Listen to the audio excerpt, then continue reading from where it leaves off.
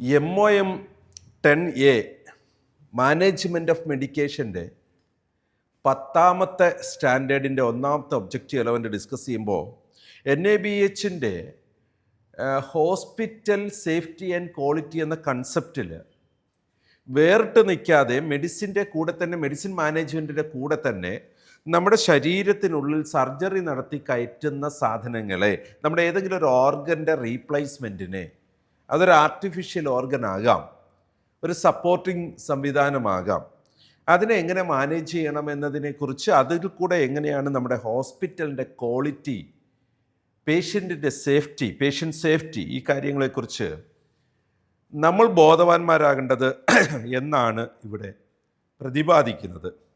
Usage of implantable prosthesis and medical devices is guided by scientific criteria for each item and national or international recognized guidelines or approvals for such specific items should be there and be responsible for approving the usage of particular implants is certified by multidisciplinary committee of our hospital. നമുക്കത് നമ്മൾ already ചിന്തിച്ചു കഴിഞ്ഞതാണ്. ഈ ഒരു ചാപ്റ്ററിൽ നമുക്കൊരു multi disciplinary committee ഉണ്ടായിരിക്കണം. ആ കമ്മിറ്റി ആയിരിക്കണം ഈ ഇംപ്ലാന്റബിൾ പ്രോസസ്സസിൻ്റെ കാര്യത്തിലും മെഡിക്കൽ ഡിവൈസസിൻ്റെ കാര്യത്തിലും പ്രൊക്വയർമെൻറ്റ് മാനേജ് ചെയ്യേണ്ടത്. കൃത്യമായിട്ടും അത് അപ്രൂവ്ഡ് ആയിരിക്കണം. നാഷണൽ ഓർ ഇൻ്റർനാഷണൽ അതോറിറ്റീസിൻ്റെ അപ്രൂവൽ ഉണ്ടായിരിക്കണം.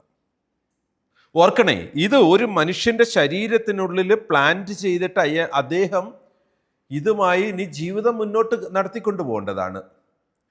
വെറും ലാഭകരമായ ബിസിനസ് മാത്രമായി ഇത് മാറാതെ ഒരു മനുഷ്യൻ്റെ ജീവിതത്തെ കൂടുതൽ സപ്പോർട്ട് ചെയ്യാനായിട്ട് ഏറ്റവും നന്നായിട്ട് അംഗീകരിക്കപ്പെട്ട നമുക്ക് ഉറപ്പുള്ള